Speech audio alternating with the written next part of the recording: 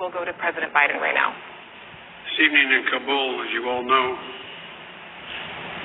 terrorists attacked that we've been talking about and worried about, that the intelligence community has undertaken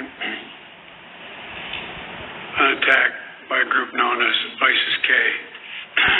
Took the lives of American service members standing guard at the airport and wounded several others seriously. They had also wounded a number of civilians, and civilians were killed as well. I've been engaged all day in constant contact with the military commanders here in Washington, the Pentagon, as well as in Afghanistan and Doha. And my commanders here in Washington in the field have been on this with great detail, and you've had a chance to speak to some so far.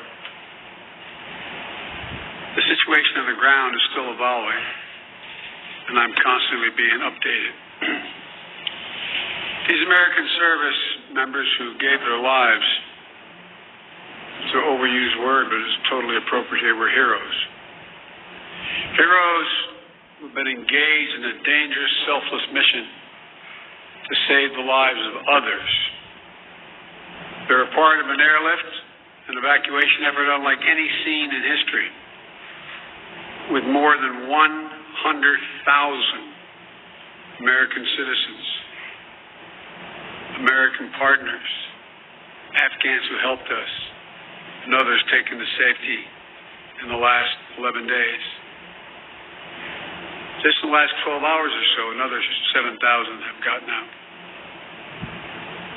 They're a part of the bravest, most capable, the most selfless military on the face of the earth.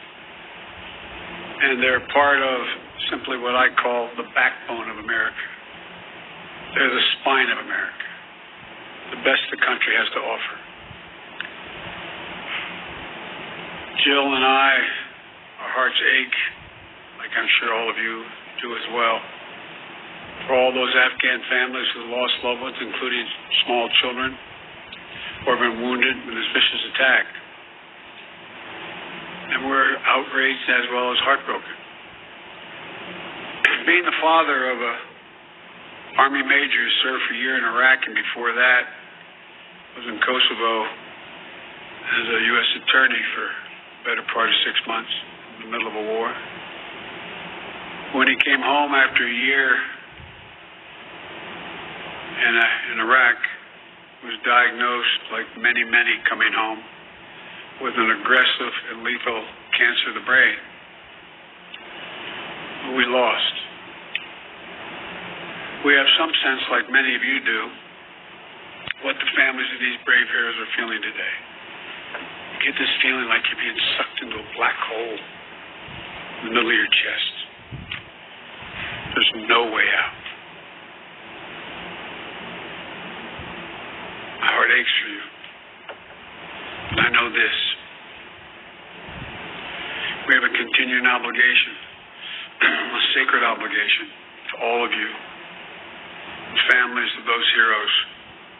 That obligation is not temporary, it lasts forever.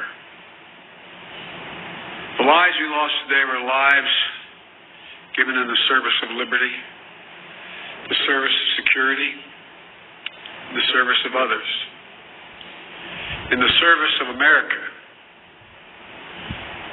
like their fellow brothers and sisters in arms who died defending our vision and our values in the struggle against terrorism. Of the fallen this day, they're part of a great and noble company of American heroes. To those who carried out this attack, as well as anyone who wishes America harm, know this: we will not forgive. We will not forget. We will hunt you down and make you pay. I will defend our interests and our people with every measure at my command. Over the past few weeks, many of you are probably tired of hearing me say it. We've been made aware by our intelligence community that the ISIS-K, an arch enemy, the Taliban, people who were freed when both those prisons were opened, has been planning a complex set of attacks on United States personnel and others. This is why, from the outset, I've repeatedly said this mission was extraordinarily dangerous, and why I've been so determined to limit the duration of this mission. As General McKenzie said, this is why our mission was designed, this is the way it was designed to operate. Operating under severe stress and attack. We've known that from the beginning. As I've been in constant contact with our senior military leaders, and I mean constant, round the clock, and our commanders on the ground throughout the day, they made it clear that we can and we must complete this mission, and we will. And that's what I've ordered them to do. We will not be deterred by terrorists. We will not let them stop our mission. We will continue the evacuation. I've also ordered my commanders to develop operational plans to strike ISIS-K assets, leadership, and facilities. We will respond with force and precision at our time, at the place we choose, in a moment of our choosing. Here's what you need to know.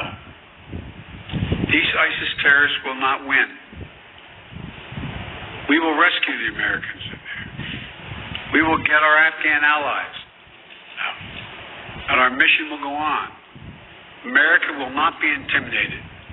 And I have the utmost confidence in our brave service members who continue to execute this mission with courage and honor to save lives and get Americans, our partners, our Afghan allies out of Afghanistan. Every day when I talk to our commanders, I ask them what they need. What more do they need, if anything, to get the job done? As they will tell you, I granted every request.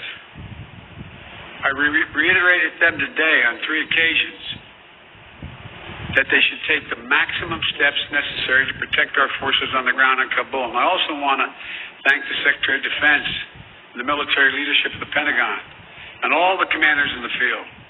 There has been complete unanimity from every commander on the objectives of this mission and the best way to achieve those objectives.